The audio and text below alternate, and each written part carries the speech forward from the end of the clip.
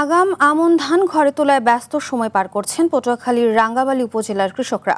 মাঠে মাঠে পুরোদমে শুরু হয়েছে আমন ধান কাটা ও মাড়াইয়ের কাজ। ধানের বাম্পার ফলন হলেও ভালো দাম পাওয়া নিয়ে শঙ্কায় রয়েছেন চাষিরা।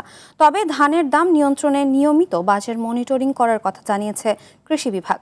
রাঙ্গামালী প্রতিনিধি আয়ুব খানের পাঠানো তথ্যচিত্রে আরও জানাচ্ছেন সুলাইমান কবির। প্রকৃতিতে যখন হেমন্তকাল তখন সোনালী ধানের মিষ্টি গন্ধে মেতে ওঠে গ্রামীণ বাংলার জনপদ।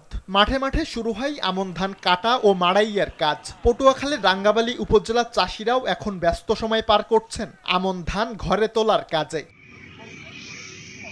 উপজেলার চরমন্তাজ, বাইশদিয়া, চালিতাবুনিয়া সহ বিভিন্ন এলাকার বিস্তীর্ণ মাঠ জুড়ে চোখে পড়ে কৃষকদের ব্যস্ততা। কেউ কাটছেন ধান, কেউ হারভেস্টার মেশিনে করছেন মাড়াই, কেউ আবার সেই ধান বস্তায় ভরে নিয়ে যাচ্ছেন বাসাবাড়ি বা বাজারে। ভালো ফলনে মুখে হাসি ফুটলেও দাম নিয়ে কিছুটা দুশ্চিন্তায় উপজেলার ধান চাষিরা। এবছর আবহাওয়া ভালো ছিল, ধানের বাজার কম, 3% প্রায় 15 দিন ধান করা পড়ছে।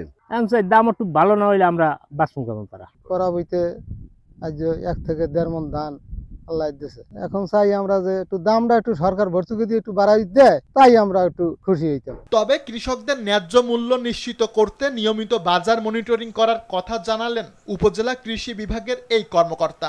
আশা করছি রাঙ্গাবালী উপজেলায় বিগত বছরের ন্যায় আমনের বাম্পার ফলন হবে এবং কৃষক ন্যায্য মূল্যে বিক্রি করতে পারলে এবং কোথাও কোনো ধরনের যাতে সিন্ডিকেট তৈরি না হতে পারে সে বিষয়ে আমরা বাজারগুলো মনিটরিং করব। আমন মৌসুমে রাঙ্গাবালী উপজেলায় ধানের আবাদ হয়েছে প্রায় 29,150 হেক্টর জমিতে। বাজারে প্রতি মণ ধান বিক্রি হচ্ছে 930 থেকে 970 টাকায়। সুলাইমান কবির, RTV।